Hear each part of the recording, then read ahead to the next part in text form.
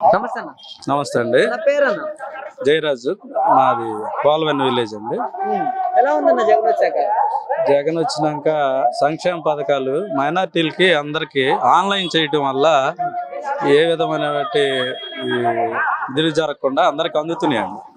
ఎక్కువ శాతం చాలా ఉపయోగకరం.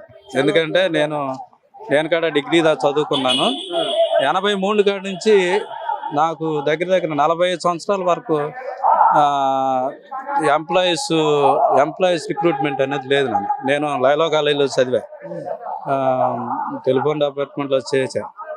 అయినా కానీ మా పీరియడ్ అంతా కానీ ఎంప్లాయీస్మెంట్ రిక్రూట్మెంట్ కానీ సామాన్యులు ఆర్థికంగా బలపడటం కానీ ఇవి లేదు.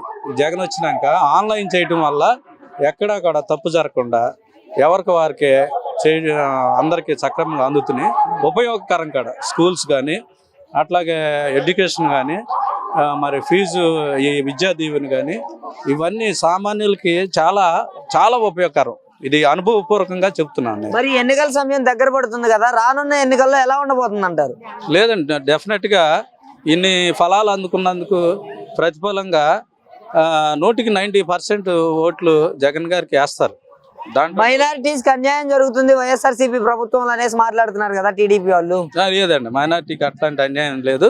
ఏదన్నా లోకల్ గా ఎక్కడన్నా ఒకటి అర్రా ఏదన్నా లోకల్ గా చేయటం తప్ప ప్రభుత్వ పరంగా పైనుంచి సీఎం కాడి నుంచి అట్లాంటివి ఏమీ లేదండి. అది జగన్మోహన్ రెడ్డి అధికారంలోకి వచ్చి 4.5 ఏళ్ళు అవుతుంది కదా, రాజధాని ఎందుకు కట్టలేదు? ఇది మనకి కొత్తగా ఏర్పడిన రాష్ట్రం. ఇదివరకు చంద్రబాబు నాయుడు కాడ ఏమన్నాడు, ఇది మనం కట్టుబట్టలతో వచ్చాము, మరి మనకి ఆదాయం వనరులు ఏమీ లేవు, మరి చాలా టైం పడుతుంది అని అన్నాడు. ఇప్పుడు సేమ్ అదే వర్తిస్తుంది కదా ఎవరికైనా. అదే కొత్తగా ఇల్లు కట్టుకున్నామంటే అన్ని సమకూర్చుకోలేము. అట్లాగే మనకి ఆర్థికంగా వనరులు కానీ ఇండస్ట్రీస్ కానీ అట్లాంటివి లేవు. ఇంకా ఏంటంటే పథకాలు ఇస్తున్నారు కానీ డెవలప్మెంట్ జరుగుతుంది ఎక్కడైనా ఆంధ్రాలో? డెవలప్మెంట్ అంటే ఆర్థికంగా బలపడటమే డెవలప్ అండి. ఒక కుటుంబంలో అనేక రకాలుగా అమ్మఒడి కానీ విద్యా దీవెన కానీ అట్లాగే 40 సంవత్సరాలు దాటిన వాళ్ళకి 18,000 ఇవ్వటం కానీ అట్లాగే బార్బర్ షాపులు కానీ అన్ని అందరికీ హెల్ప్ చేస్తుంటే ఆర్థికంగా ఎవరికైనా నిలదొక్కుంటే అవకాశం. రూపాయి ఉంటేనే మనం ఏదైనా చేయగలం. అదే డబ్బులు మాత్రమే ఇస్తున్నారు, డెవలప్మెంట్ చేయట్లేదు, ఉద్యోగాలు ఇవ్వట్లేదు అనేసి మాట్లాడుతున్నారు. ఉద్యోగాలు ఎందుకు ఇవ్వట్లేదు? వాలంటీర్లు ఉన్నారు. మా అబ్బాయి ఉన్నాడు, డిగ్రీ చదివాడు, వాలంటీర్ పోస్ట్. ఎందుకంటే నాలెడ్జ్ పెరుగుద్ది కదా లోకల్ గా చదువుకుని. అంటే టెంపరీ చేయటం కాబట్టి అది నాలెడ్జ్ పెరుగుద్ది. మరి వాలంటీర్లనే కానీ సచివాలయ స్టాఫ్ కానీ అసలు 83 కాడి నుంచి ఇంతవరకు స్థలాలు ఇచ్చిన వాళ్ళు లేడండి. మాకు 80 ఇందిరాగాంధీ టైంలో ఇచ్చారు స్థలాలు. నాకు తెలిసి ఇది అనుభవం, వాస్తవం. దీంట్లో ఎవరి గురించి కూడా చెప్పడానికి వీలు లేదు. ఇది వాస్తవం. 83లో ఇందిరాగాంధీ ఇచ్చింది. ఆ తర్వాత చంద్రబాబు నాయుడు టైంలో కూడా ఇవ్వాల.